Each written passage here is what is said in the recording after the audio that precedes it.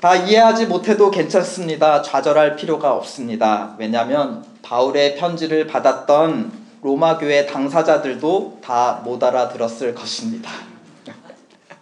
오늘 전할 말씀을 준비하며 어떤 해설집에서 발견한 문구입니다. 큰 위로와 감동을 받았습니다. 당사자들도 무슨 말을 하는지 몰랐을 것이다.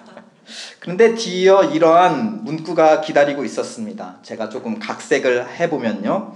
하지만 당사자들은 이것만큼은 분명하게 알았을 것입니다. 하나님의 이야기가 어디에서 시작돼서 어디로 흘러가고 있는지, 그리고 그 이야기 속에 자신들은 어디에 있는지, 그 이야기 속에 자기 자신들은 누구인지에 대해서 말입니다. 자세한 것은 다 모를지언정 하나님의 거대한 이야기가 있다는 것과 그 속에 자신들이 속해 있는 것은 알았을 것이다. 우리 고조선 조상부터 시작해서 마늘 사랑이 타민족의 추종을 거부하는 이야기, 또 일본 사람은 외놈, 중국 사람은 떼놈이라 불러야 직성이 풀리는 이야기, 그게 옳다는 얘기는 아닙니다. 공산당은 빨갱이라고 싫어하면서 2002년 월드컵 때 전 국민이 다 빨간 옷 뒤집어 쓰고 미쳤던 이야기. 또 IMF 위기 때 박세리 선수가 연못에 바지 걷고 들어가서 US 오픈 우승한 이야기. 이런 이야기를 듣는 사이에 자신도 모르게 우리 속에 뭔가가 꿈틀거렸다면 그런 분은 아마 한국인임에 분명할 것입니다.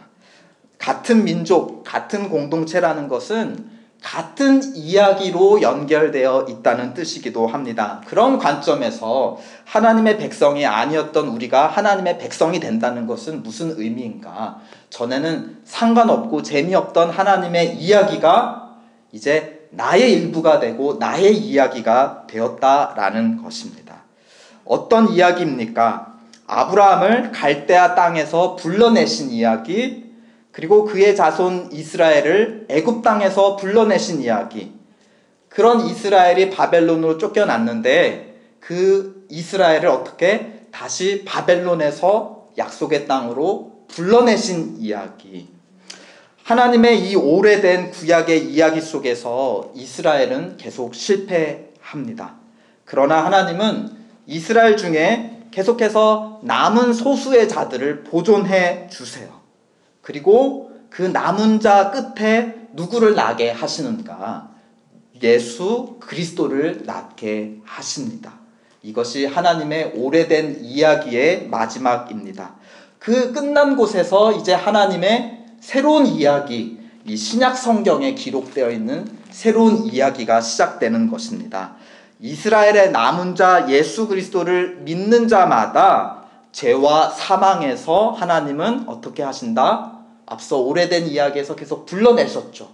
이제는 죄와 영원한 사망으로부터 불러내시고 하나님의 백성이요 자녀요 영광스러운 상속자로 세워주신다. 예수 그리스도를 통해 하나님의 자녀된 자들에게 하나님은 새로운 과거를 선물해 주십니다. 바로 이스라엘의 역사인 것입니다. 이스라엘 민족의 역사가 나랑 무슨 상관이 있냐? 하나님으로 말미암아 그들에게 일하신 하나님의 열심으로 말미암아 이제 하나님의 백성이 된 나에게 이스라엘의 이야기도 나의 이야기가 되었다. 새로운 과거가 되었다는 것입니다. 그것이 우리 지난 로마서 9장의 메시지였던 것이죠. 하나님은 새로운 과거만이 아니라 이제 새로운 미래도 선물해 주시는데, 그렇다면 새로운 과거와 새로운 미래 사이에 끼어있는 지금의 현재도 새롭게 선물해 주신다. 그것이 바로 오늘 우리가 읽은 로마서 10장의 메시지라는 것입니다. 9장을 시작하며 바울은 마음속에 큰 근심을 토로했어요.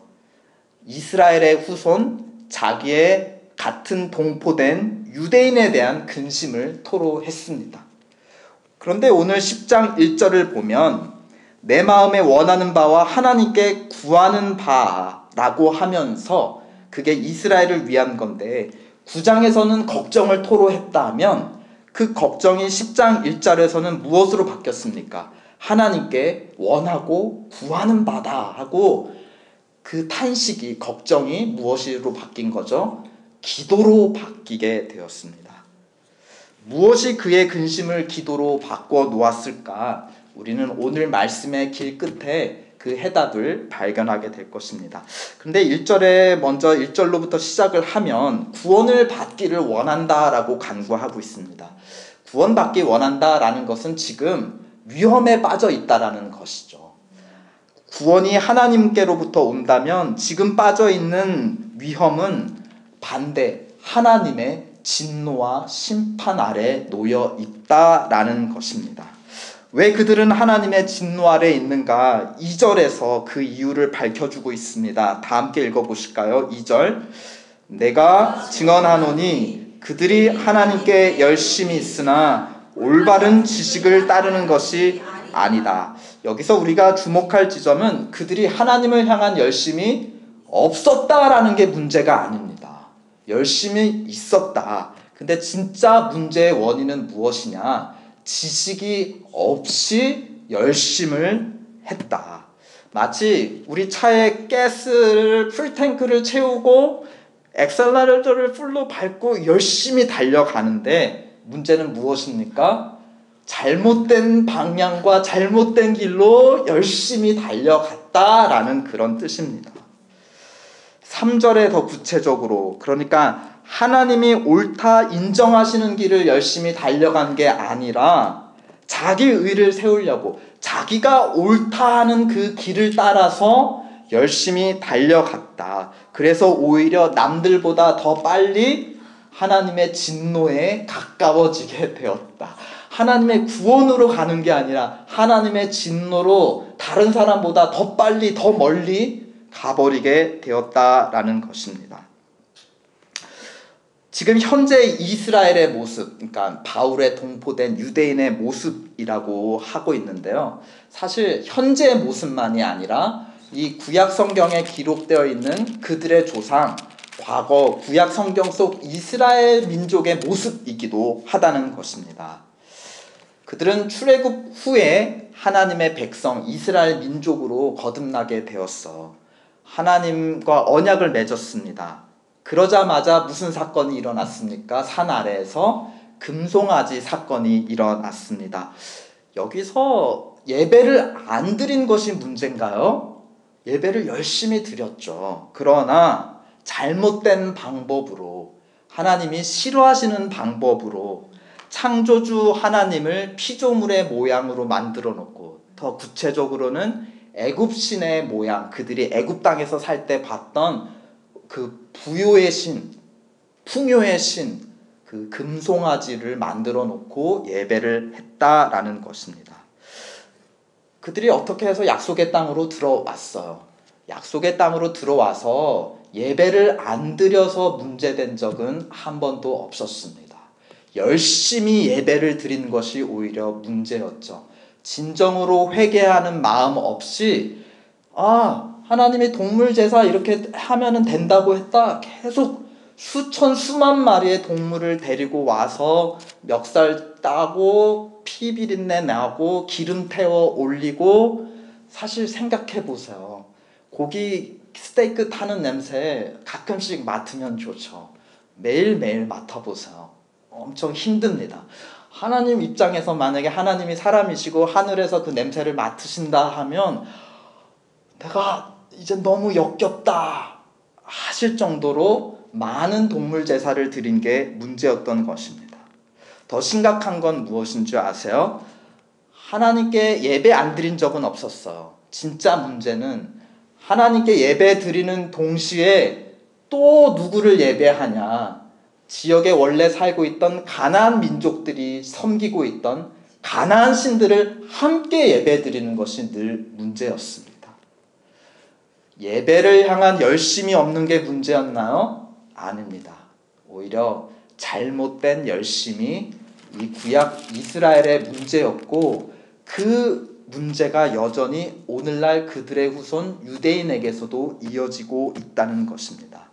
하나님을 위해 자기를 헌신하는 게 아니라 자신을 위해 하나님을 이용하고, 또 하나님으로 충분치 않은 것 같으니까 주변 사람들의 신들도 같이 끼어다가 보험으로 듣는 그런 열심 말입니다. 그런데 이런 지식 없는 이스라엘의 과거와 현재의 모습은 사실 모든 죄의 시작이기도 했습니다. 성경의 첫 책 창세기에 보면 첫 인류가 범한 첫 번째 죄, 바로 열심의 문제였습니다. 한번 볼까요? 하나님은 지으신 모든 피조물을 사람에게 맡겨주셨어요. 사람을 피조물을 다스리는 고귀한 존재로 대리자로 맡겨주셨습니다. 심지어 거기에 있는 영생케 하는 열매도 먹게 하심으로 사람이 영원히 살도록 허용해 주셨습니다. 그러나 단 한 가지 금하신 것이 있었다면 바로 선악을 아는 지식의 열매였다는 것이죠. 모든 것을 허용했지만 한 가지만을 사람에게 금했다라는 것은 뒤집어 보면 그것은 누구에게만 속한 것이다 라는 것입니까? 하나님에게만 속해 있는 특별한 것이다. 즉 하나님과 사람 사이에 구분이 없었는데 단 유일하게 구분 지는 단 하나의 경계선이 있었다. 모든 것을 내가 나의 모든 것을 너희와 나누지만 이거 하나만큼은 오롯이 나의 것이다 라고 세워놓은 경계선이 있었다면 지식을 아는, 옳고 그름을 아는 열매였다라는 것입니다. 여기서 선악을 안다, 옳고 그름을 판단한다, 좌와 우를 분별한다, 어느 길을 갈지를 결정한다. 이것은 고대 시대에 왕에게만 허용된 고유한 권한이었습니다.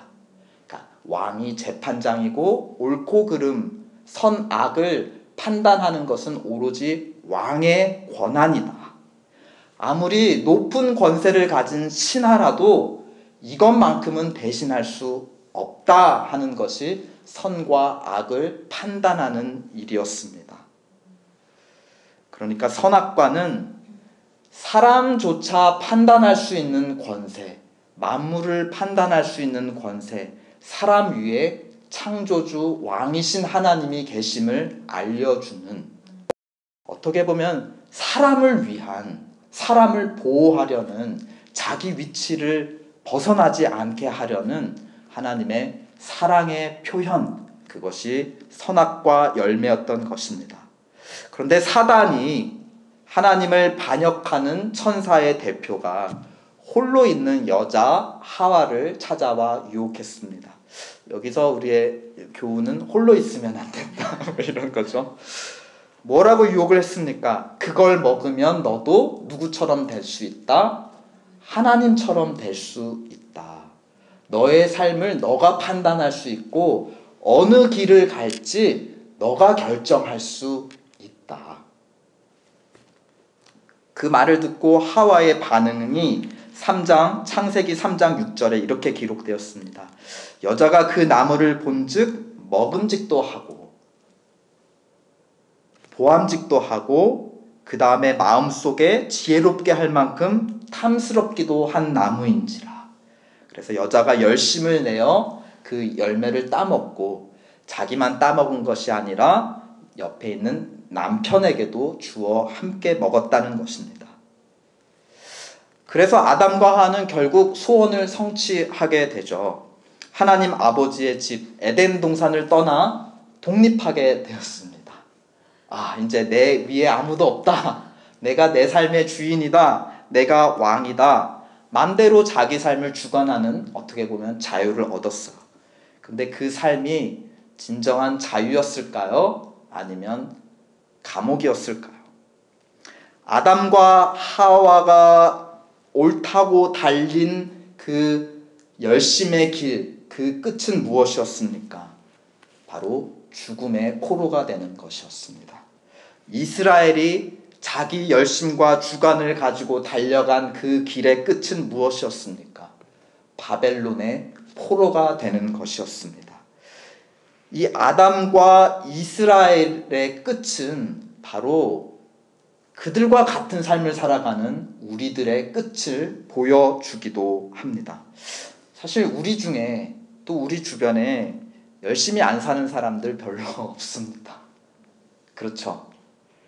근데 오늘 로마서는 또 구약 성경 전체는 무엇이라고 우리에게 가르쳐 주고 있습니까? 너무 열심히 살아서 문제이다.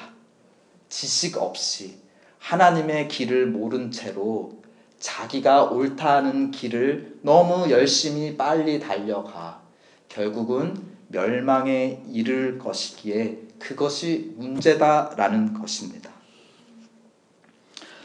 그런데 우리 지난 로마서 9장에 따르면 하나님은 그 중에 소수의 사람들을 항상 선택해서 보존하셨습니다.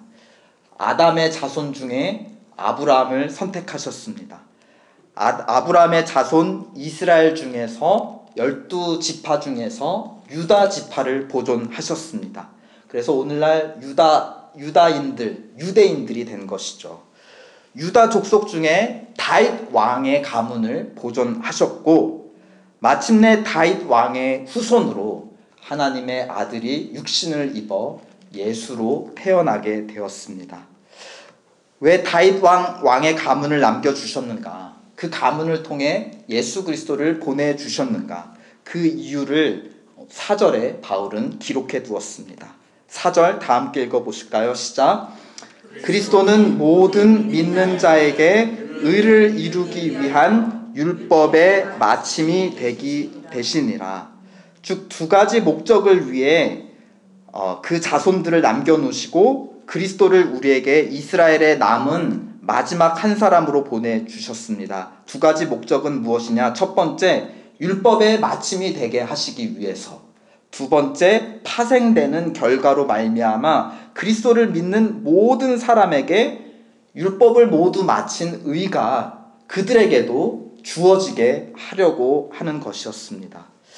이것을 좀 더 자세하게 쉽게 알 수 있는 열쇠가 다음 절 5절에 기록이 되어 있습니다.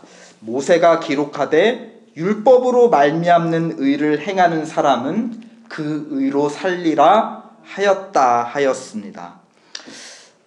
하나님은 출애굽한 이스라엘에게 무엇을 주셨죠? 시내 산에서 율법을 주셨습니다. 하나님의 백성으로 의롭게 살아갈 수 있는 길, 그 길이 어디인지를 길을 보여주셨다는 것이에요. 그리고 이 길대로 그대로 행하면 그 끝에 무엇이 있을 거다. 5절 맨 끝에 율법으로 말미암는 의를 행하는 사람, 그 길을 가는 사람은 어떻게 된다고요? 그 의로 어떻게 된다? 산다. 생명을 얻는다. 죽지 않는다 하는 것입니다. 그 율법의 길은 우리가 잘 알다시피 수직대로와 수평대로가 있습니다. 모든 여러 조항의 율법들이 있는데 그게 다 이 두 축을 중심으로 해서 갈라져 나왔죠. 이 수직길은 뭡니까? 하나님과 우리 사이의 관계, 뭐죠? 내 마음과 뜻과 목숨을 다해 주 너의 하나님을 사랑하라. 그 다음에 이 수평은 뭡니까? 내 이웃을 너의 몸과 같이 사랑하라라는 것입니다. 그러니까 이 두 계명을 모두 지키는 자에게는 무엇이 약속되어 있다? 생명이 약속되어 있다는 것입니다. 그런데 결과적으로 보면 구약의 이스라엘 사람들 다 어떻게 되었죠? 모두 아담으로부터 모든 사람이 죽게 되었다. 5절 말씀에 비추어 그것을 해석하면 무슨 논리예요? 모두 죽게 되었다. 모두 율법의 의를 만족시키지 못했다. 그래서 생명에 이르지 못하고 모두 죽게 되었다라는 것입니다. 그런데 만약에 누군가 한 사람은 영원히 죽지 않고 지금도 살아 있다면 5절에 비추어서 그 사람은 어떤 사람이라고 우리는 추정할 수 있을까요? 사는 사람. 그러면 어떻게 했길래 살게 되었는가? 하나님의 이 율법을 모두 동서남북으로 편만하게 다 이루신 분이다. 그것이 4절의 율법의 마침이 되었다. 그분, 유일하신 분은 누구시라는 겁니까? 4절, 그리스도는 율법의 마침이 되셨다. 그것을 인정해주는, 확증하는 사건이 무엇이에요? 죽음으로부터의 부활, 또 부활로부터의 승천, 승천 이후에 하나님의 보좌 우편에 영원히 앉아 계시는 그 역사적 사실 자체가 예수 그리스도는 율법을 온전히 다 행하고 충족했기에 살게 되었다라는 증거라는 것입니다. 그렇다면 예수님께서 무엇을 행하셨기에 율법의 마침이 되셨는가? 부활 바로 앞에 행하셨던 그 사건이야말로 율법을 모두 마치고 완성하신 그 사건이라는 거죠. 그 사건에 대해서 하나님이 옳다 인정하시는 증거가 부활이었던 것이죠. 그 사건 무엇입니까? 부활에 이르려면 어떻게 해야 되죠? 먼저 죽어야 됩니다. 십자가의 죽음. 십자가의 죽음이 어떻게 율법의 완성이 되었는가?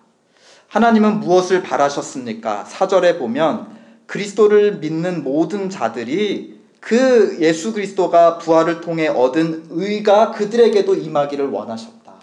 그들 스스로는 하나님의 율법을 모두 지킬 수 없어서 죽을 수밖에 없다.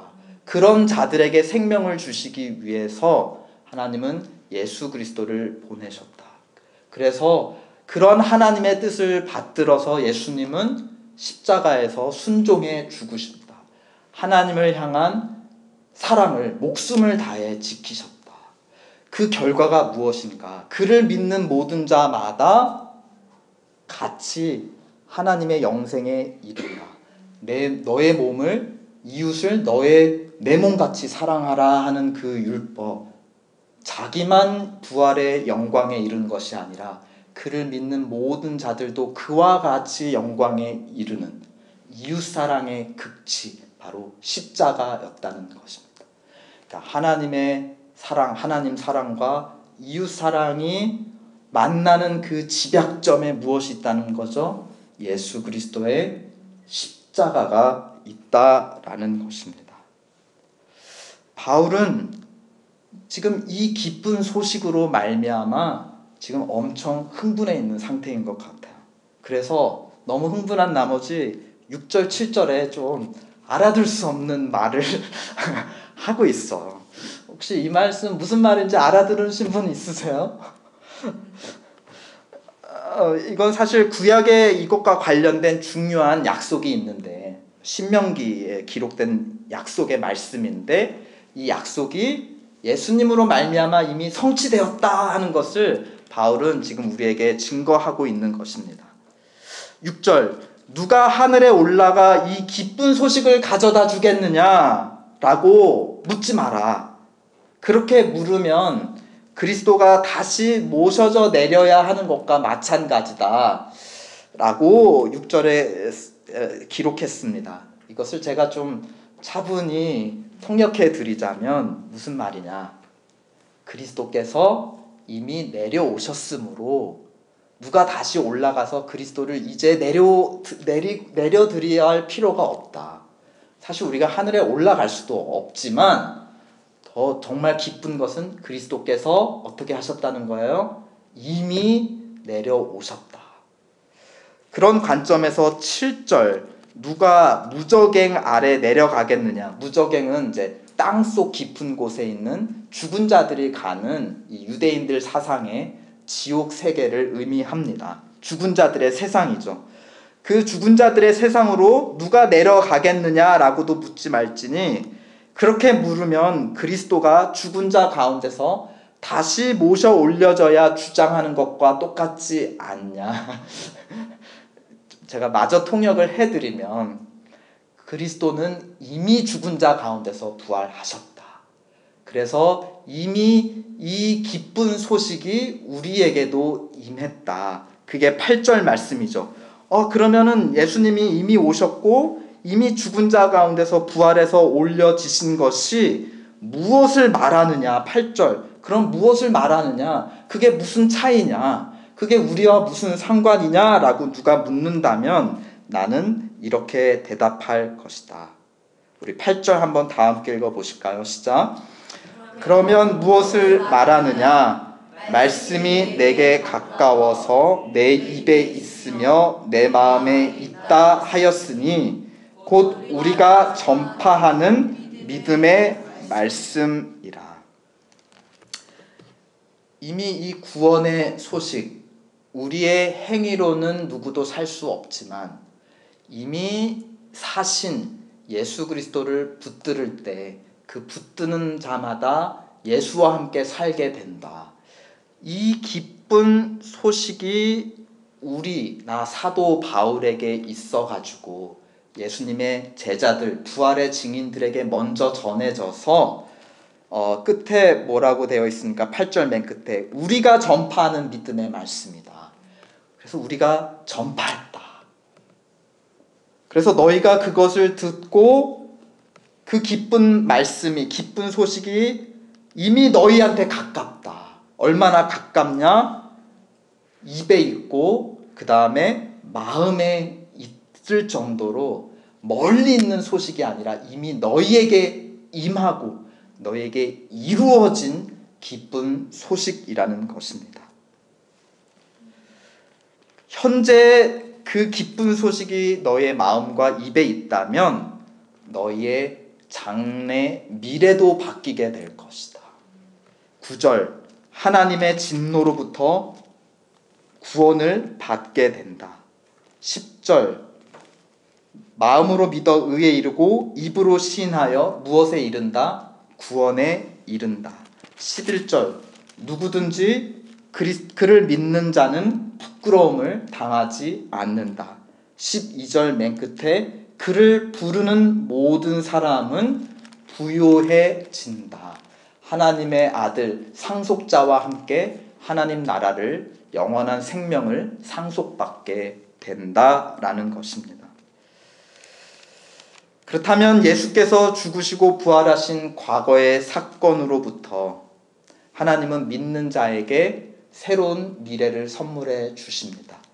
그렇다면 그 새로운 과거와 바뀌어진 새로운 미래 사이에 현재 역시 새로운 선물을 주신다. 예수 믿는 자는 새로운 삶을 살아간다.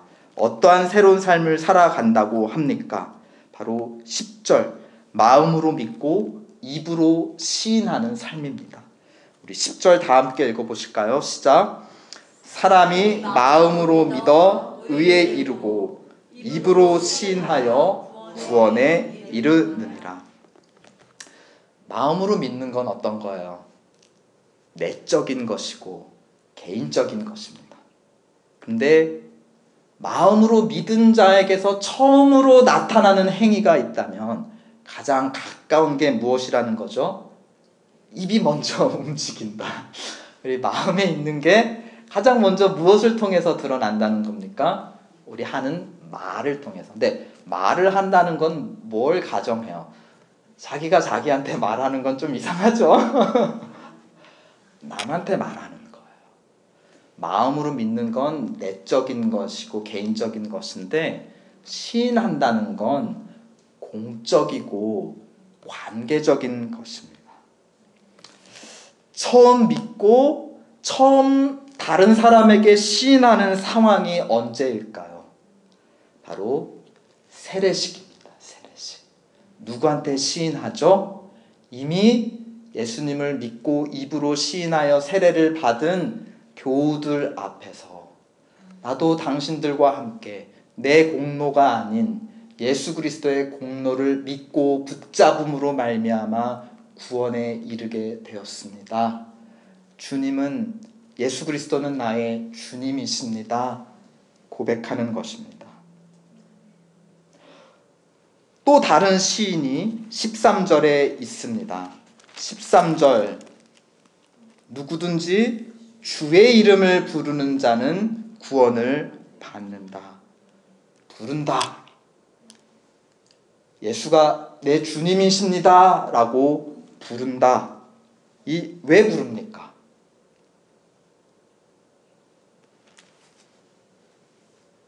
기도하기 위해서죠. 주님의 백성으로 살아갈 수 있도록 도와주옵소서. 힘 주시옵소서.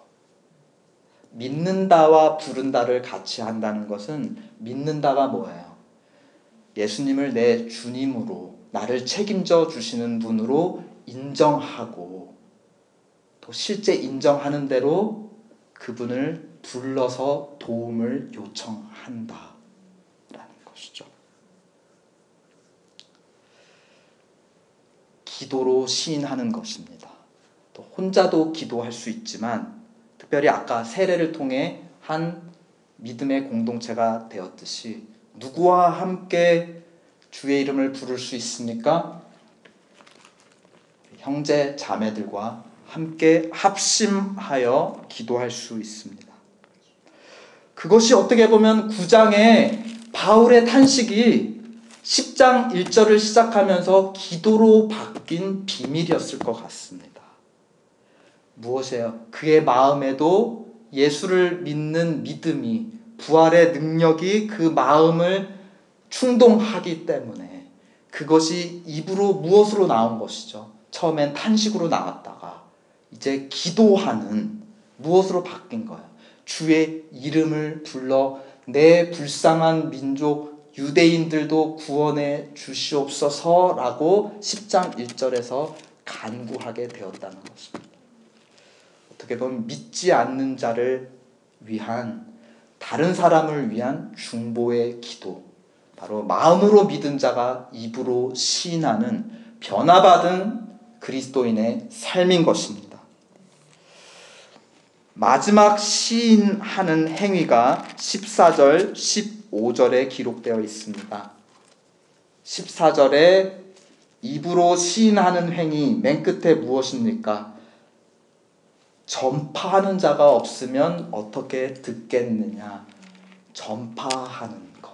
예수님이 주님이십니다 라고 전파하고 시인하는 행위. 세례가 믿는 자들에게 시인하는 행위라면 전파는 누구에게 시인하는 행위이죠? 믿지 않는 자들, 특별히 바울에게 있어서는 유대인 동포들, 자기 민족, 자기 혈육들, 자기 가족, 믿지 않는 가족에게 예수님이 구원의 주님이십니다 라고 시인한다는 것입니다. 예수 그리스도를 믿지 않는 자가 있다면 오늘 선포된 복음의 소식을 마음으로 믿고 그를 주님으로 영접하십시오. 예수 그리스도를 마음으로 믿게 되셨다면 교우들 앞에 입을 벌려 그는 나의 주님입니다 시인하시고 세례를 받으십시오. 예수 그리스도를 마음으로 믿는다면 입을 벌려 시인함으로 기도하고 간구하십시오. 다른 이들을 위해 기도하시고 다른 이들과 함께 기도하십시오. 예수 그리스도를 마음으로 믿으신다면 입으로 시인하여 예수님을 모르고 자기가 의롭다 하는 길을 열심히 달려가고 있는 여러분의 주변 사람들에게 어떻게 하십니까? 예수를 전파하십시오. 우리에게는 새로운 열심이 주어졌습니다.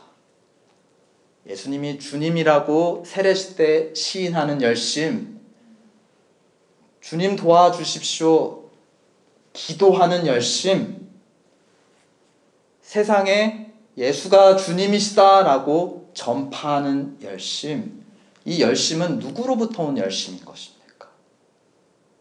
나의 열심입니까? 아니죠. 14절 15절 함께 읽어보시겠습니다. 시작. 그런즉 그들이 믿지 아니하는 이를 어찌 부르리오? 듣지도 못한 이를 어찌 믿으리오? 전파하는 자가 없이 어찌 들으리오? 보내심을 받지 아니하였으면 어찌 전파하리요? 맨 끝에 처음에 누구로부터 시작된 거예요? 보내시는 자가 있고, 그의 열심을 따라 누군가 가서 전했고, 전함을 들었고, 들음으로 믿음이 생겼고, 그렇죠. 믿었기 때문에 입으로 시인하고, 그 시인 가운데 또 누군가에게 전파하고, 듣고 믿고 하는 이 역사가 끊임없이 이어집니다. 근데 이 계속해서 끊임없이 이어지는 역사의 열심의 첫 시작은 무엇이었다는 것입니까? 보내심을 받지 아니하였으면 어찌 전파하리요. 이 모든 열심, 이 열심의 시작, 누구의 열심이 있었다는 겁니까? 보내시는 자의 열심 누구입니까? 하나님의 열심이죠. 우리 3절에 하나님의 의를 모르고 자기 의를 세우려고 힘써 하나님의 의에 복종하지 않는다. 자기 열심이 아니라 하나님의 열심인 것입니다. 하나님의 열심이 우리의 열심을 이기십니다.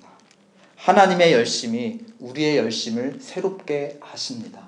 잘못된 길로 열심히 달려가고 있는 우리를 따라와 붙잡으시고 찾으시고 그 고집을 꺾으시고 방향을 바꾸어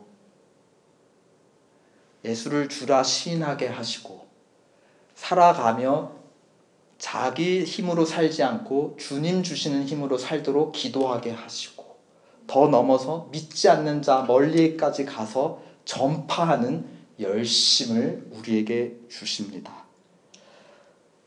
아름다운 열심을 주십니다.